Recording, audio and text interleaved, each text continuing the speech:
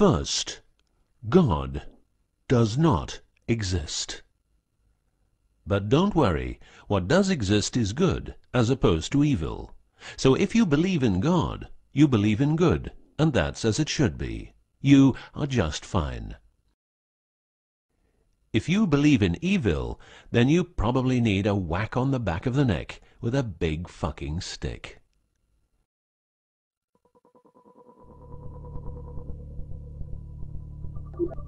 Around 5000 BC, we, Homo sapiens, were genetically modified by space aliens.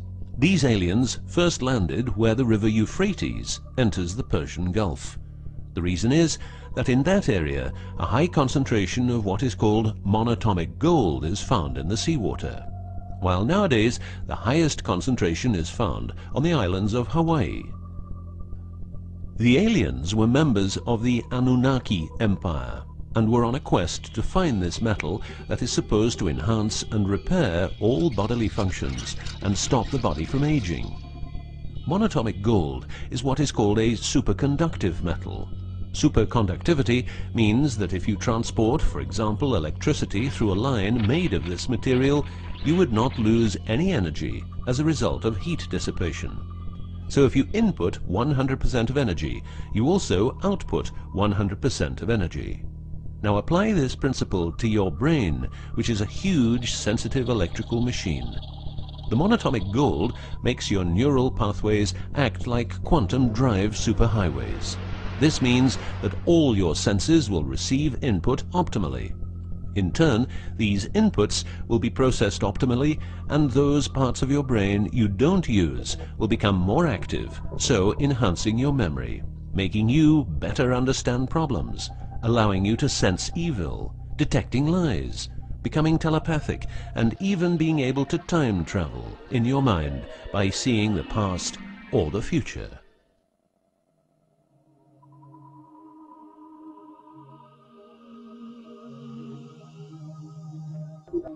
So the Annunaki, which is the name of the empire which includes races like the Saurian, or as they are called the Reptoids, the Argarians, or Nordics, because of their human looks, and the Greys from Zeta Reticula, were looking for monatomic gold. This involved enormous effort because it had to be extracted from seawater, or by processing it in such a way that the gold, usually in pairs of 8 atoms per molecule, could be separated into individual particles. In this fashion, the monatomic elements were separated from the multi-atomic cousins. In a similar way, uranium-235 is produced.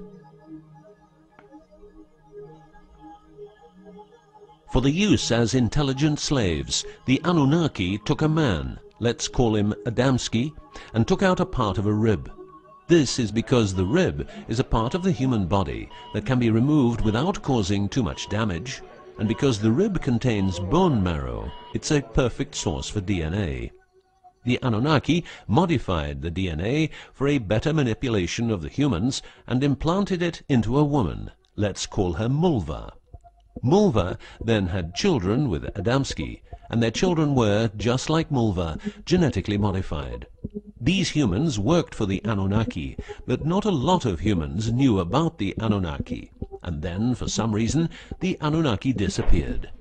An interesting detail is that the symbol for human DNA resembles the word Yah, which is God, but surely this is a coincidence.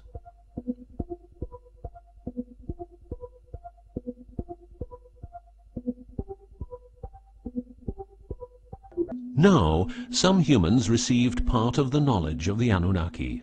The last known humans were the Jewish people who carried the Ark on their journey from Egypt to the Promised Land. Before them, the Ark was in the lands of the Sumerians, Babylonians, and Tibetans. This Ark, not the Ark of Noah, was known to have powers beyond human imagination. It could levitate and deliver the fire of stars, a dangerous firework-like display of power that occurred when the monatomic elements became unstable. To make them stable again, you needed to know certain secrets, and with those secrets you could preserve the Ark and thus its powers. The humans who were close to the secrets of the Ark had long and prosperous lives. The best known was Methuselah, who lived to the age of 950. Wherever the Ark is, the culture thrives, and over the centuries it moved from Jerusalem to Rome to London, and is now supposed to be in the United States of America. The Ark always moves west, and will always keep moving west.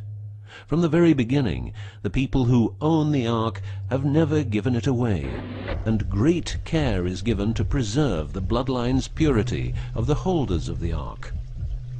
Renowned conspiracy theorist David Icke studied the bloodline of George W. Bush. This he traced back all the way to the Sumerians, a people who lived in the southeastern part of what is now known as Iraq, where the river Euphrates meets the Persian Gulf.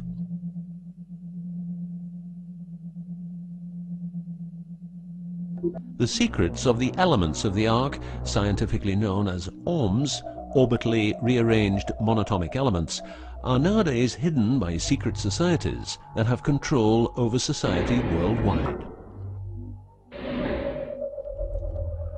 The word ORM is the same as the Hebrew word which means the tree of life. ORMs consist of 8 metals. These 8 metals are ruthenium, rhodium, palladium, and silver, known as the light platinum group, and osmium, iridium, platinum, and gold, known as the heavy platinum group. Gestation of these metals in monatomic form prolongs life and enhances and repairs bodily functions. By following what is called a wide-spectrum diet, we can provide our bodies with monatomic superconductive elements. In other words, by eating a lot of grapes, carrots, all blue and dark red fruit and vegetables, and also much other fruit, vegetables, and fish.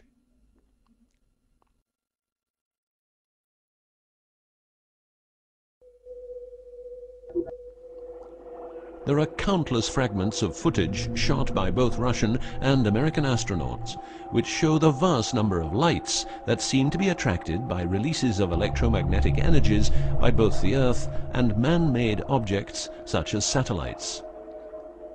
In Building 8 of the Johnson Space Center in Texas, the USA, high-resolution pictures taken by satellites are photoshopped each day to remove proof of aliens.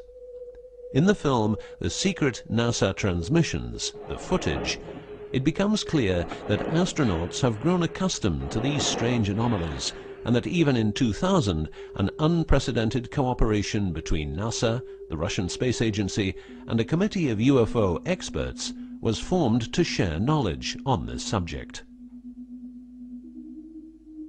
To better understand this whole story, a few revelations are in place. Everything vibrates because atoms vibrate, and that is because the subatomic particles are in harmonic resonance, a fancy word for vibration and keeping themselves in equilibrium. Gravity is vibration generated by the presence of mass, and it can be neutralized by altering the harmonic resonance of the gravitational field. In other words, if you generate vibrations, you can alter gravity, and with superconductive materials, the amount of energy needed for generating the vibrations is greatly reduced. A practical example of reducing one vibration with other vibrations is the use of anti-sound. If you instantaneously produce the exact opposite waveform that comes towards you in the form of sound, the sound will cease to exist. This is called destructive interference. One of the forms of creating anti-gravity is called auditive levitation, a method used by Tibetan monks to elevate rocks over 250 meters high and 250 meters distance. By arranging drums and trumpets extremely precisely, together with some 100 men chanting, all arranged in a precise manner, the monks, after about 5 minutes, could levitate a rock weighing a ton and place it exactly where they wanted it. Theorists around the world theorized that huge monuments like those of the Egyptians and Mayan people were built this way. Other examples of anti-gravity we find in the vast amount of UFO sightings. These UFO sightings are actually experiments run by governments in their search for anti-gravity propulsion. So, if the technique is known, why don't we all transport using anti-gravity propulsion?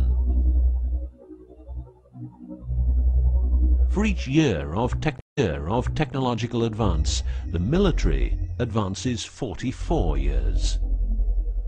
All science is merely a means to an end. The means is knowledge. The end is control. Who will be the beneficiary? What do they want? What they want is control. The establishment of a global economy which is totally predictable and can be manipulated in every sense. Ein Volk, ein Reich, ein Führer. What I am saying is that the vast majority of people is being controlled by the established upper class. I know this is like the plot of a bad movie, but stay with me for a minute. Anti-gravity exists. The ability for everyone to be a genius exists. Aliens exist, and much more efficient ways of producing energy exist. For example, the mighty engine, which produces the same amount of energy as a normal engine, but only using 5% of the fuel a normal engine uses. Or the PAP engine, which, without fuel, only driven by the power of zero-point energy and a small amount of noble gases, can deliver 500 horsepower for a period of 10 years. Or the Maternita machine of the Maternita commune, which has delivered 3 to 4 kilowatts out of thin air for the last 20 years. What would be the consequences for the upper class if they lose their monopolistic knowledge? What would happen to them if people would know about the secrets they're holding for us? If I don't need any more gasoline, what would happen? If I don't need any more electricity or gas, what would happen? If I don't need any more medicines from the pharmaceutical industry, what would happen? In order to ensure their powers, the upper class, some call them the Illuminati, handles a strict agenda. The agenda has the aim to prepare the world for world domination, beginning in the US and Europe. According to conspiracy theorists around the world, this is what they are doing as preparation. By the way, these people are extremely smart and fanatic, extremely rich, and they have tried it before. Then they were called the Nazis.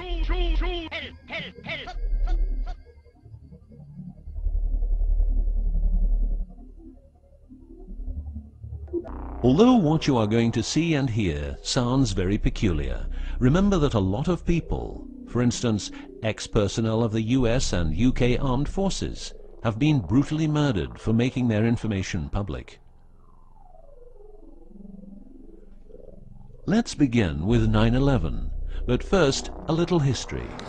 What the Second World War did for the US is that it gave the country such an economic lead that it could easily grow more comfortable in its already powerful role. The industry of war gave everybody jobs, and therefore everybody could start consuming. Marshall aid gave Europe the economic impulse it needed. In other words, war leads to flourishing economies and leaps forward in technology. The process of transformation, even if it brings revolutionary change, is likely to be a long one, aside from some catastrophic catalyzing event like a new Pearl Harbor. These are the words of a neocon think tank whose members count people like Dick Cheney, Wolfowitz, and Donald Rumsfeld. What it says is that America needs a war to transform into its next shape, and 9/11 is our new Pearl Harbor.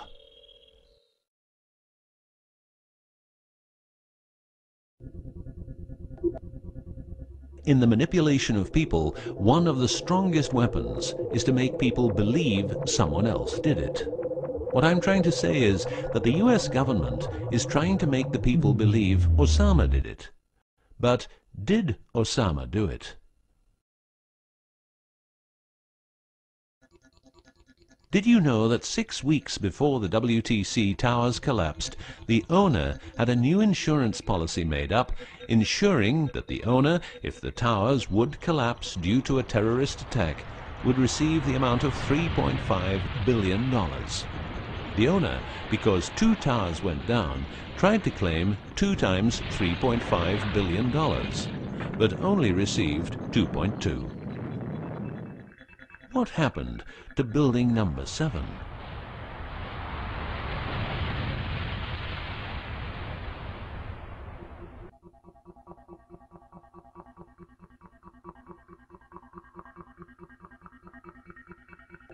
In order to control people who can be a hazard to the bad guys have control of a number of tools. One of these tools is the remotely operated electromagnetic frequency weapon. These use microwave, ELF, extremely low frequencies, and acoustic frequencies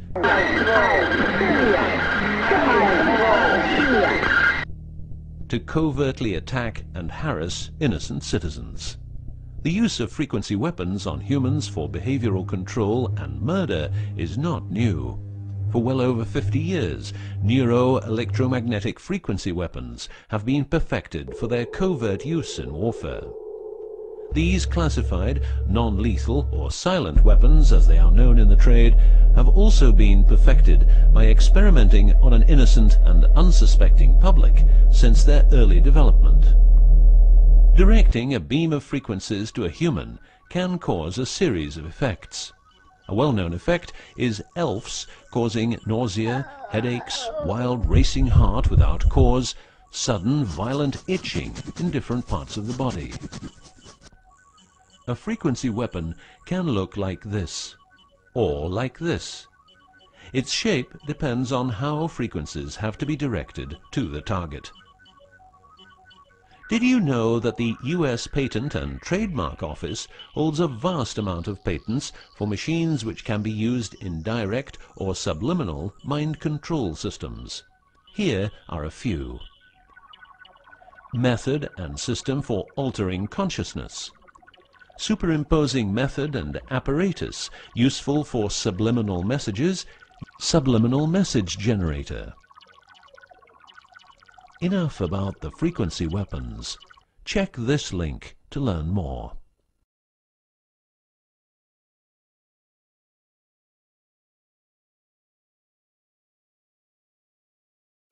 You will realize that to control people, you have to know what they are communicating. So in the 1950s, the UK and USA decided to set up the world's biggest espionage network to make sure all communications between Russians and spies or allies were monitored.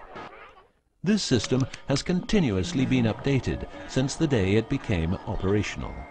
The system's name is Echelon and consists of a vast network of listening posts, extremely advanced computers, an enormous number of people, dishes, and taps. Echelon's computers capture every communication via internet, GSM, UMTS, landlines, TV and radio broadcasts, satellite communications, private, military, and diplomatic, and listens to every word. The computers work with a list of keywords, and when a message contains one or more keywords, the message is directed to a specialist who examines the message. If it is suspicious, further action may be taken. Echelon centres are around the world, but here are the best-known locations. Menwith Hill, North Yorkshire, England. HARP, Remote Mind Control Computer Centre, Alaska. Pine Gap, near Alice Springs, Northern Territory, Australia. Pine Gap has a complex of radomes, a huge computer room, and about 20 support buildings. The signals analysis section of the computer room is staffed exclusively by CIA and NSA analysts. Within the USA, Australia and the UK, the NSA can plug into every telephone call and message entering, leaving or transiting the country. The NSA is also constructing a network of towers up to 500 feet high, each tower at a distance of 200 miles from each other and stretching from the east to the west of the US. The network is called GWEN, Ground Wave Emergency Network. This network transmits very low frequencies combined with ultra-high frequencies and is used in case the communication systems in the US are rendered useless because of a nuclear attack. Coincidentally, the frequencies of GWEN coincide with the frequencies being used by frequency weapons. Also coincidental is the fact that mobile telephone systems like GSM and UMTS also operate in the same frequency areas as some frequency weapons.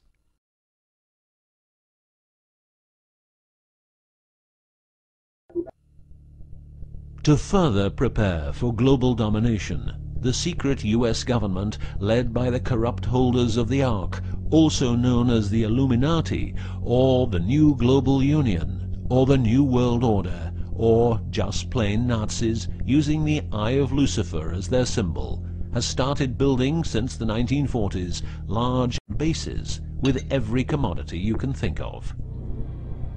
These bases are basically large cities underground, connected by high-speed magneto-leviton trains that have speeds up to Mach 2. According to Phil Schneider, the black budget is a secret budget that garners 25% of the gross national product of the United States.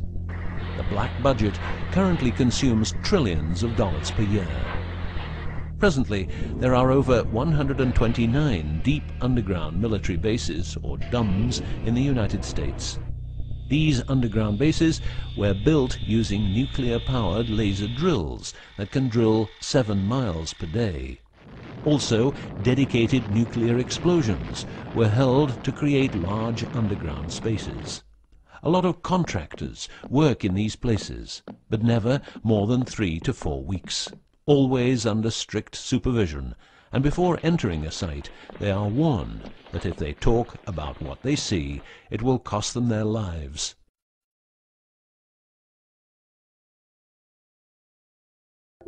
As mentioned, men are the result of a genetic modification by space aliens. These aliens have been on Earth for a long time and lived in large underground cities all over the world.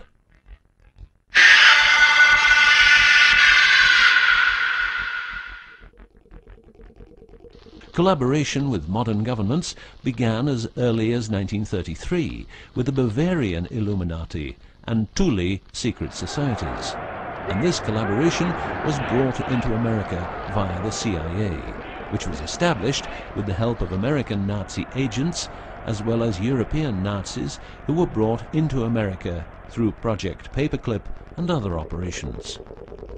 It was agreed that the aliens and the upper-class secret government would help each other, as agreed in the 1954 Greada Treaty.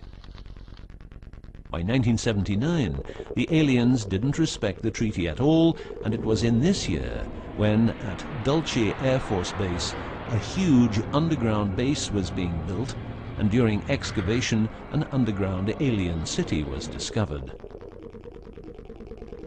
There are several species of aliens working with the US at the Underground 7 level facility at the Alien US Government Biogenetic Research Base in Dulce, New Mexico. The reason they help the US government is because the aliens need space here on Earth for conducting experiments on humans and storing humans in suspended states for reasons unknown. In exchange, the aliens give the US government technology. Examples of these technologies are stealth aircraft, anti-gravity propulsion, genetic research, quantum technologies, computer technology, biological warfare, medicine, GSM, etc.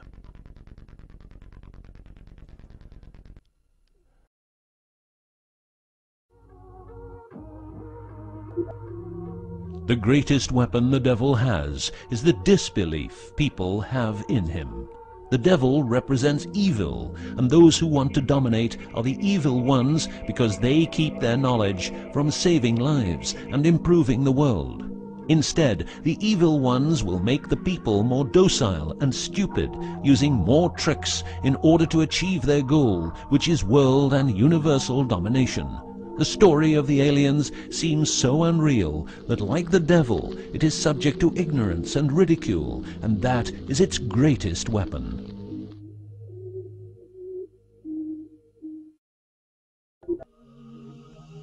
In the past and present, the evil ones have tried a number of methods and products to manipulate people. AIDS, invented by a laboratory in Chicago, Illinois in 1972. It was a biological weapon to be used against the people of the United States. Second, the US government has a Tesla device to generate earthquakes. NASA only landed on the moon once. Almost 90% of drugs trafficking is organized by the biggest secret services in the world, like CIA, NSA, MI5, MI6, and so on. Since the US is in Afghanistan, poppy production has reached an all-time high, and never has there been so much heroin on the market. People who don't need drugs needn't worry. Their needs are covered by the pharmaceutical industry. The global warming story is a hoax. The Earth is warming up, but not as a result of CO2 produced by man, but because the cycle of the Earth is just like it is. Remember that 10,000 years ago, the whole northern part of the world was covered in ice. It's what we call an ice age.